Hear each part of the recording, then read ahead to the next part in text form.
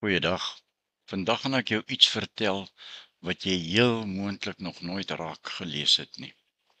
Kan Jesus iemand dwing om iets te doen? Ja, hy kan. Jesus kan alles doen.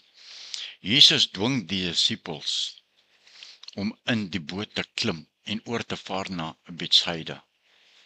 Dit is egter die moeite werd om daarop te let dat daar in 'n mate van geografiese verwarring in die verslae is, want Johannes 6 vers 17 noem dat hulle na Kapernaum op pad was, terwyl Markus 6 vers 45 sê hulle was op pad Betsaida toe.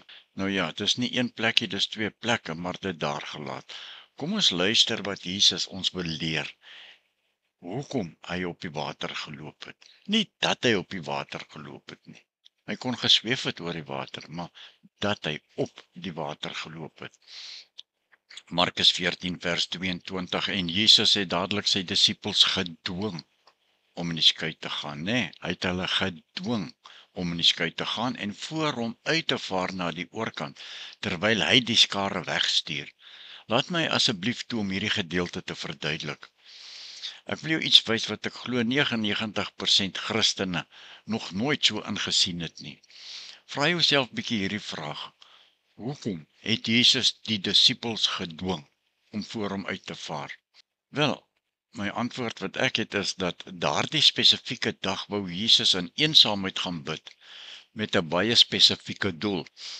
Wat ons wel moet onthou is om onsself te dissiplineer, om gebedtyd met God deur te bring, soos wat Jesus hier gedoen het, wat eg en opreg is. Ja, dit sal ons verhouding met Jesus lewend hou, dit versterk en dit laat groei. Dit rus ons ook toe vir alle uitdagings in die lewe, alle storms en krisisse wat oor jou pad kan beweeg. Matteus 14:23. En nadat hy die skare weggestuur het, klim hy op die berg om in eensaamheid te bid, wat ons nou net gesê het, En toe dit aand word, was hy daar alleen. In Markus 6:46 lees so, dat nadat hy van hulle afskeid geneem het, het hy na die berg gegaan om te bid. En toe dit aand geword het, was die skuit in die middel van die see, dis omtrent so 5 kilometers van hom af van die land af. Nou 'n vraag. Nadat Jesus op die berg gebid het, was dit nog lig gewees. Maar hy vertoef op die berg tot diep in die nag. Hoekom? Want dit was vir Jesus belangrik om 'n ruk alleen te wees, want hy was baie hartseer oor die nuus van Johannes die Doper, wat hulle onthoof het, Jesus het ook vooraf geweet, dat in hierdie spesifieke nag sou die disippels se geloof getoets word deur 'n krisis. 'n Storm op die meer, groter as wat hulle nog ooit in hulle vissermantyd belewe het. En dan hoor ons in Markus 6:47, en toe dit aand geword het, was die skuit in die middel van die see, en hy, Jesus, alleen op die land. Nou, het Jesus vooraf geweet, die disippels gaan in so 'n storm beland? Ja, Jesus het dit baie beslis geweet, dat die disippels sou hierdie spesifieke nag 'n geweldige krisis in die storm op die see ervaar. Die ergste storm van hulle lewens tot dusver. Jesus het gesien, hy het dit bo van die berg af gesien, hoe hulle swoeg met die roeiery, terwyl hulle al hulle kragte moes uitoefen, om die boot op koers te probeer kry, want die golwe hou aan teen hulle slaan, en dring hulle van koers af. Markus 6:48. Waar Jesus op die berg na die disippels in die storm staan en kyk, was Jesus se hart saam met hulle. Jesus het geweet hoe hulle voel. Hy het geweet wat hulle dink.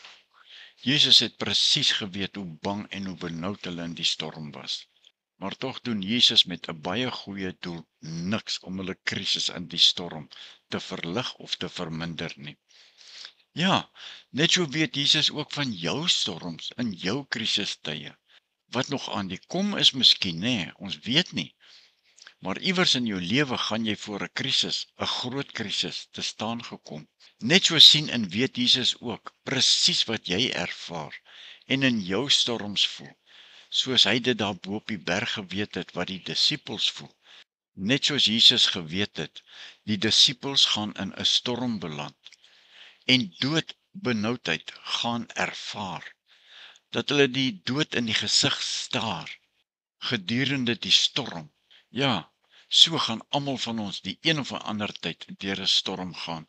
En dalk wonder jy hoekom Jesus dit dan toelaat, nê? Onthou die volgende: Jesus doen dinge op sy eie tyd, want hy weet die beste, soos hy wil, wanneer hy wil en hoe hy wil. Kom ons kyk verder na iets wat mens baie maklik mislees. Markus 6 vers 48. En hy het gesien dat hulle swaar kry met die roei, want die wind was teen hulle. En omtrent die 4de nagwaak het hy na hulle toe gekom, al wandelende op die see. Maar hy wou by hulle verbygaan. En nou vra ek myself, Jesus, wat as 'n spook aangesien word, het nie direk na die dobberende boot op die water gestap nie. Jesus wou by die disippels verbygaan, sê Markus 6:48. Wat sou Jesus se rede wees dat hy nie direk na die disippels op die water stap nie, maar dat hy by die disippels wou verbygaan? Baie mense dink ook dat in hulle krisistye sien God hulle nie raak nie, en dat God maar by hulle ook wil verbygaan. Maar dit is nie die waarheid nie. Hoekom is dit nie die waarheid nie? Want Jesus het die disippels se boot van die bergtop af dopgehou. Hy het presies geweet wat aangaan. Die 4de nagwaak. Jesus het ongetwyfeld beide vir hulle gebid, en met die oog op die nuwe manifestasie wat hy aan hulle sou gee, van sy heerlikheid as hy, Jesus, by hulle verbygaan, daar in Markus 6:48. Ja, wanneer God homself aan mense openbaar, gaan hy altyd by mense verby. Jy kan dit maar lees in Eksodus 33:19 en 22 en in 1 Konings 19 vers 11. Dus, as Jesus langs hulle wil verbygaan, dan openbaar hy hom aan hulle as God. Dis nie dat Jesus by hulle wil verbyloop en hulle los nie, asof hy hulle nie sien nie, of van hulle weet nie, of hom aan hulle steur, of aan hulle lot oorlaat nie. Hy wil juis vir hulle openbaar en wys dat hy God is. En dis een van die redes hoekom Jesus Christus die disippels in Markus 6:45 forceer om voor hom uit te vaar, want hy het geweet hy wou die spesifieke nag homself as God aan hulle openbaar. Het jy ook al dalk ooit gevoel God loop verby jou? Het jy al ooit gevoel God is ver van jou af? Of God hoor jou nie, of God sien jou nie, of dalk het jy te veel sonde, dalk is jy te sleg dat God jou moet hoor. Dink jy nie, dit mag dalk wees dat God homself deur die Heilige Gees aan jou ook wil openbaar as jy so voel nie? Oordink 'n bietjie die volgende, ons is amper klaar. Was jy al ooit in so 'n groot krisis wat jou heen en weer slinger, en te midde van jou krisis kom daar nog 'n groter krisis ongevraag op jou afgestorm, wat jou baie bang en benoud maak en in vrees laat lewe, so erg dat jy depressief word en wens jy was liewers dood? Maar dan besef jy, ek is nie dood nie, ek lewe, maar waar is God? Of dalk jou krisistye of jou storms mag dalk iets soos 'n finansies ongeloof of siekte wees. Kan dit dalk wees dat jy op 'n verkeerde fondasie bou, byvoorbeeld haat, onvergewensgesindheid, siekte, dood, egbreek of wat ook al? Het jy nie dalk jou oë soos Petrus 'n oomblik van Jesus afgehaal, maar nou ontken jy dit? Kan dit wees? Wat sien jy in jou storms, in jou krisistye? Sien jy ook dalk soms 'n spook of 'n gees wat daar op die water is, of iets soortgelyk, of dalk niks, behalwe jou krisis nie? Kan dit dalk wees dat jy so met die tyd onbewustelik jou oë van Jesus afgehaal het, en net na hom roep as jy in 'n stormkrisis beland en hulp nodig het? Wees eerlik met jouself. Lewe jy werklik in 'n egte en opregte liefdesverhouding met die Here jou God, in Jesus Christus, wat eg en opreg is, God gesentreerd is en nie self gesentreerd is nie? Nou, wat sou jy dink, sou God nou aan jou van jou antwoord sê? Wat dink jy? En dan hoor ons Jesus sê, wees gerus, dit is ek, moenie bang wees nie, ek is hier.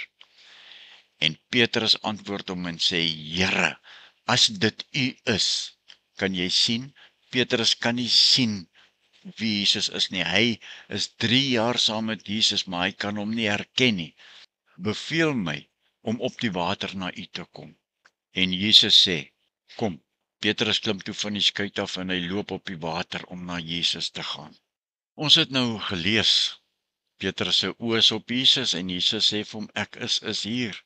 Hoeveel disippels openbaar dieselfde geloof as Petrus toe Jesus sê, moenie bang wees nie, want ek is hier. Net Petrus tree in geloof op. Here, as dit U is. Met ander woorde, Petrus kon daardie oomblik nie sien dis Jesus nie. Here, as dit U is, beveel my om op die water na U te loop. En selfs net op die stem van Jesus sal hy reageer. Al die ander manne staan vasgenaal en hulle is oorbluf met Petrus se antwoord. Hulle staar hulle vas in hulle stormkrisis en die spook wat by hulle wil verbyloop. Kan dit dalk wees dat ek geestelik doof en blind geraak het en nie Jesus of Jesus se stem herken as hy vir my in 'n krisis sê ek is hier, moenie vrees nie. Kan dit dalk wees ek weet van Jesus, maar ek ken hom nie werklik nie, want ek praat nooit met hom nie. Ek ken hom nie persoonlik nie. Ek ken hom net as iemand of iets. Ek herken hom nie as hy deur die Gees met my praat nie, want ek onderdruk my gewete. Of dis dalk iemand oor wie ek maar net so nou en dan praat as die ou man daarbo. Maar as ek Jesus werklik ken, kan dit dalk wees dat ek ook soos Petrus voor Jesus staan, binne in Jesus se oë vaskyk, weet hy is teenwoordig, weet hy is by my, om my en in my, en dan my oë weer na my krisis storm toe draai, en dan in vrees reg voor Jesus sink, en nog 'n gat in die water trap. Is dit nie dalk die probleem met ons ook nie? Twyfel ons nie ook in ons storms en in ons krisistye nie? Kan dit dalk wees dat ons so met die tyd onbewustelik ons oë van Jesus afgehaal het en net na hom roep as ons in 'n stormkrisis beland en hulp nodig het? Ja, Jesus het gesê, kom. Petrus klim toe af van die skuit af en hy loop op die water. Hy gaan nogal op en af op die duinings om na Jesus te gaan. Maar wat gebeur met Petrus se geloof as hy reg voor Jesus te staan kom en Jesus reg in die oë kyk en dan vir 'n oomblik sy oë van Jesus afhaal en na die storm kyk? Verstaan die volgende baie mooi. Petrus se oë is net op Jesus gefestig. Hy ken Jesus en hy loop in geloof in 'n storm op die water na Jesus toe. Hy hoor Jesus, hy is 'n disipel van Jesus. Hy kan aan Jesus raak. Petrus vol geloof klim van die boot af en hy sien hy staan bo op die water. Ja, hy beweeg hom op en af op die see se duinings en hy begin loop na Jesus op die water toe. Wat sou jy van dit sê? Wel, ek sou jou sê wat ek sê. Dis nou ware geloof. En dis presies waar God my en jou ook wil hê. Ons oë wil hê op Jesus gefestig. Die ander disippels kyk in verwondering hoe Petrus nou ook op die water na Jesus toe loop. Geen geluid van enige iemand van die boot af nie. Slegs ongeloof en die storm vir 'n oomblik vergeete as Petrus op die water loop. Ja, Matteus 14:30 nê, in die nuwe vertaling. Maar toe hy die sterk wind sien, dis Petrus, het hy bang geword. En toe hy begin sink, roep hy uit en sê, ag Here, red my. Soos amper klaar, oordink die volgende 'n bietjie, nê. God is by ons almal in ons storms. Ja, God is by ons in ons krisisse. En hy is ook by ons in ons ongeloof. Maar Jesus sê vandag opnuut vir jou, ek is by jou. Ek is hier, vat my hand, kom na my toe. Maar die vraag wat soos 'n paal bo water staan, glo ons dit werklik? As jy dit werklik glo, sal jou storm bedaar en gaan lê, saam met Jesus terug in jou geestelike boot.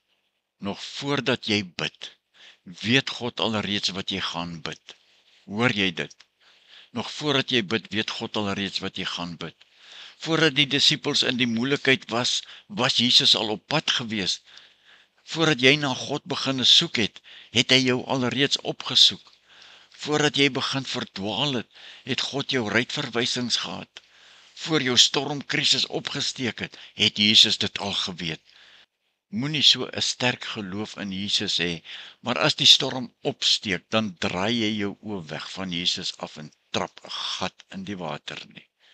Hou jou oë op Jesus gefestig. Tot sover vandag. Seën, vrede en genade vir jou, geliefde kind van God, wie se oë nou op Jesus gerig is. Amen.